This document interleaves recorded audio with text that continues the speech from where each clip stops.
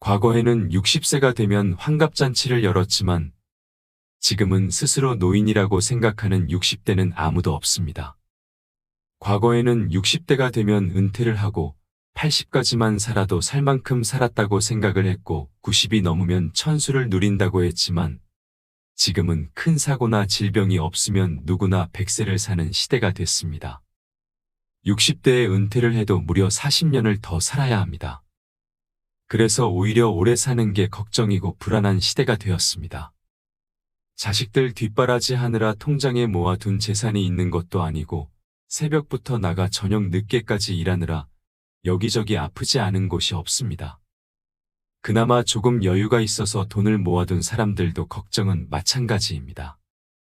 어쩌면 40년을 더 살아야 할지 모르니 마음 편히 외식 한번 하기가 쉽지 않습니다. 정말 돈만 있으면 행복한 노후가 보장될까요? 돈이야 당연히 필요는 하지만 그렇다고 돈만 있으면 남은 여생 행복하게 보낼 수 있다고 생각하시는 분들은 아마 없으실 겁니다. 구름처럼 무심히 흘러가는 게 인생입니다. 빈손으로 왔으니 또한 빈손으로 돌아가는 게 순리입니다.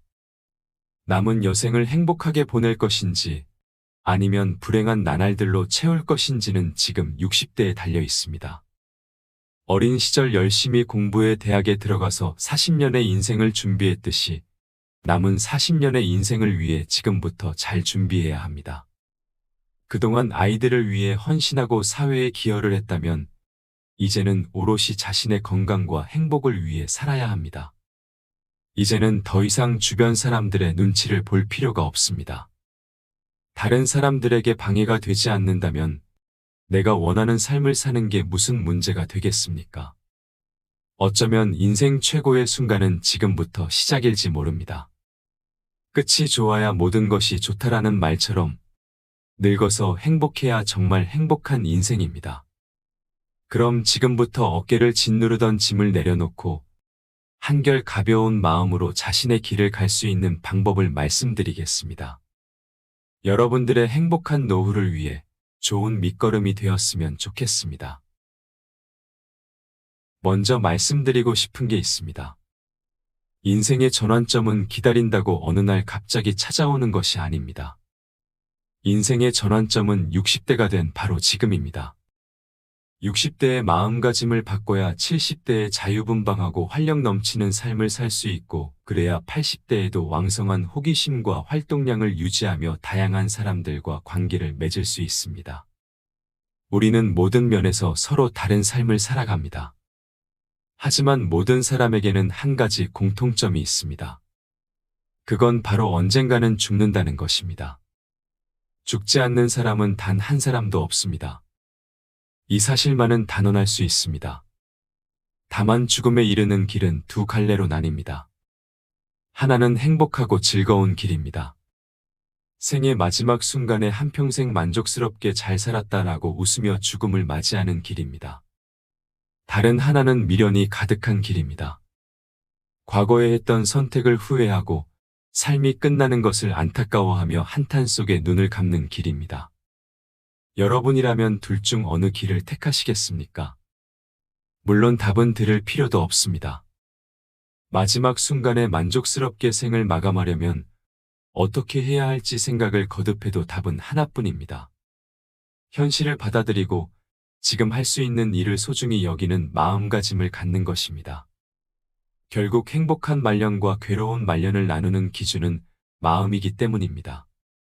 누군가는 늙어가는 처지를 한탄하며 생활의 제약이 점점 늘어나고 할 수 있는 일이 줄어든다고 한숨만 내쉬는 반면 다른 이는 늙어가는 현실을 긍정적으로 받아들이고 아직도 혼자 힘으로 할 수 있는 일이 많다며 활기차게 살아갑니다. 둘 중 누가 더 행복할까요? 당연한 말이지만 후자가 훨씬 행복해 보입니다. 또한 이런 사람들은 대부분 당사자뿐만이 아니라 가족과 주변 사람들에게도 긍정 에너지를 전파하고 있습니다. 삶의 끝에 후회하지 않으려면 행복하게 늙어가며 보람찬 노후를 보내고 싶다면 우선 마음가짐부터 뜯어 고쳐야 합니다. 나이 들어서까지 젊은 시절과 같은 마음으로 생활하면 일상이 괴로워질 뿐입니다. 고령자 중 대다수가 은퇴 후에도 계속 일하며 어떻게든 돈을 모아야 한다고 생각합니다. 타인에게 의지하거나 신세 지는 것을 꺼리고 건강검진을 받고는 의사가 권하는 대로 탄수화물과 지방을 줄이며 소식하려고 합니다. 하지만 이렇게 참고 절제하는 생활 습관은 결코 즐겁고 행복한 노후를 보장하지 못합니다. 사실 끊임없이 인내하고 욕구를 억누르기란 정말 괴로운 일입니다.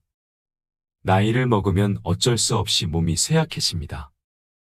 하루하루 늙어가다가 어느 날부터는 잘 걷지 못하게 되고 얼마 지나지 않아 누워 지내는 날이 옵니다. 치매에 걸리기도 합니다. 나이가 들면 누구에게나 일어날 수 있는 일입니다. 그때가 되어서야 돈을 쓰기도 쉽지 않다는 사실을 뒤늦게 깨닫습니다.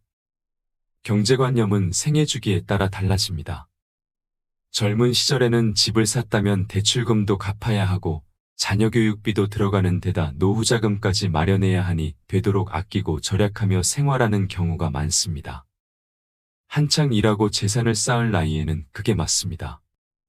그러나 나이가 들면 자식들이 독립해서 생활비도 줄어들고 그동안 모은 돈이 있으니 어느 정도 여유가 생깁니다.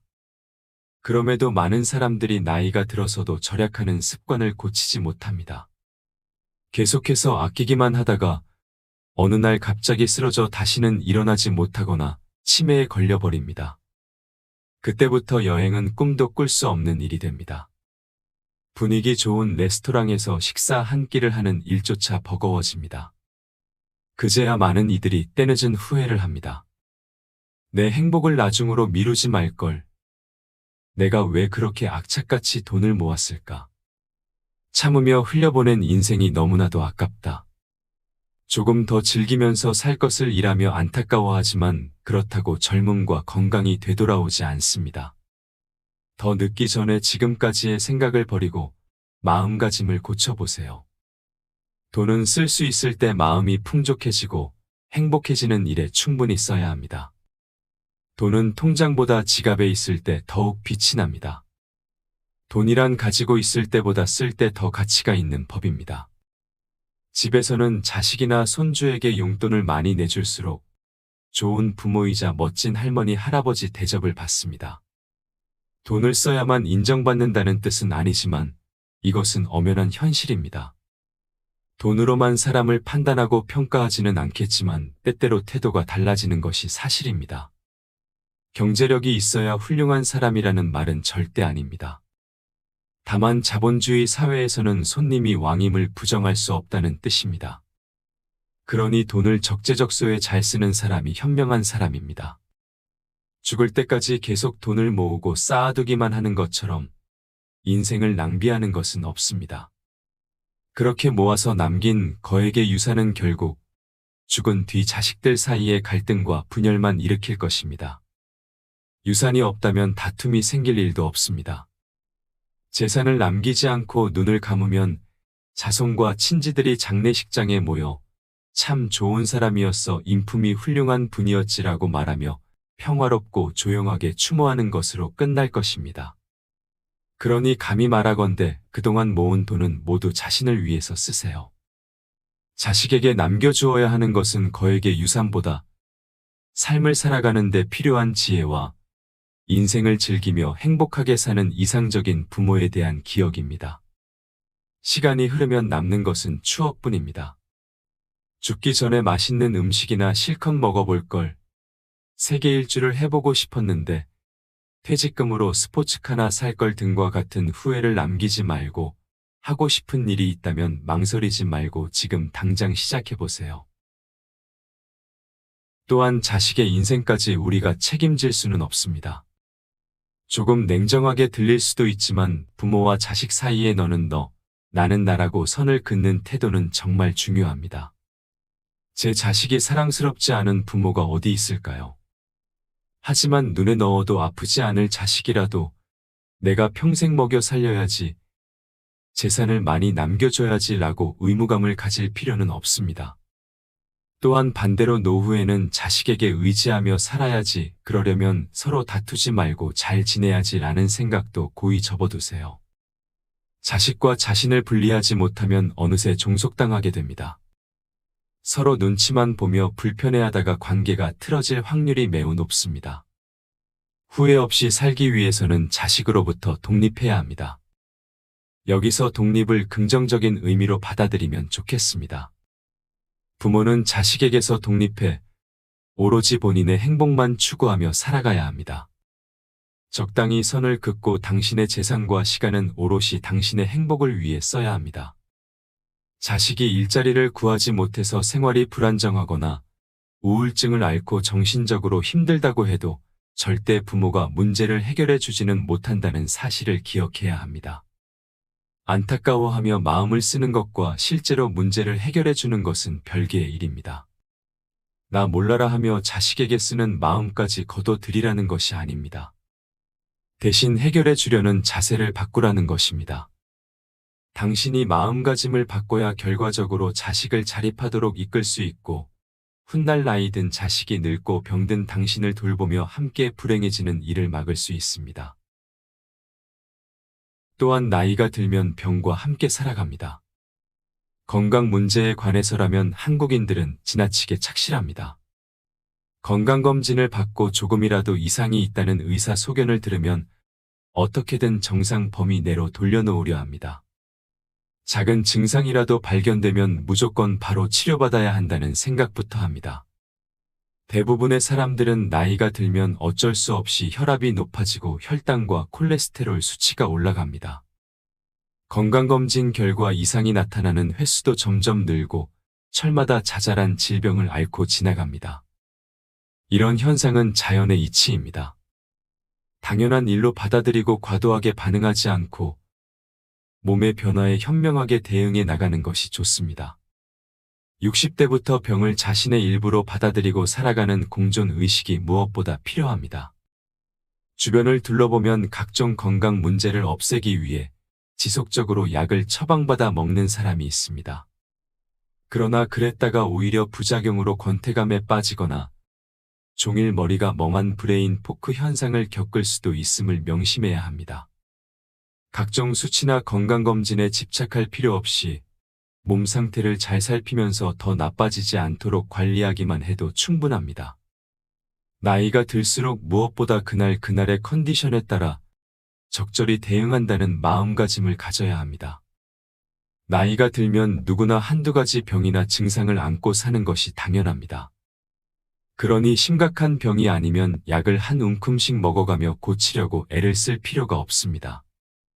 검사 결과에 일희일비하지 말고 지금 몸 상태가 괜찮은지 생활에 큰 불편함이 없는지 먼저 생각해보는 것이 현명합니다. 약은 통증이 심하고 괴로워지는 그때 복용하면 됩니다. 건강을 유지하겠다고 미리 이런저런 약을 몽땅 처방받아 남용하다가는 오히려 몸 상태가 악화되고 인지 기능까지 떨어지는 다약제 복용에 빠질 수 있습니다. 다약제 복용이란 5에서 10종류 이상의 약을 장기간 복용하는 것을 뜻하는 말로 오늘날 고령화 시대의 문제로 대두되고 있습니다. 고령자들이 나이를 먹을수록 건강하게 살고자 여러 약을 챙기다 보니 이런 부작용이 생기는 것입니다. 질병과 건강에 대한 마음가짐을 바꿔야 합니다. 병과 함께 살아간다는 사실을 받아들이고 그날그날 컨디션에 따라 적절히 대처하시면 됩니다. 노년에 들어서 과거의 삶을 후회하는 분들이 생각보다 많습니다. 다시 젊어질 수 있다면 다르게 살 것이라는 이들도 여럿 있었습니다. 사람들이 나이 들어 후회하는 것은 대부분 다음의 6가지로 나뉩니다.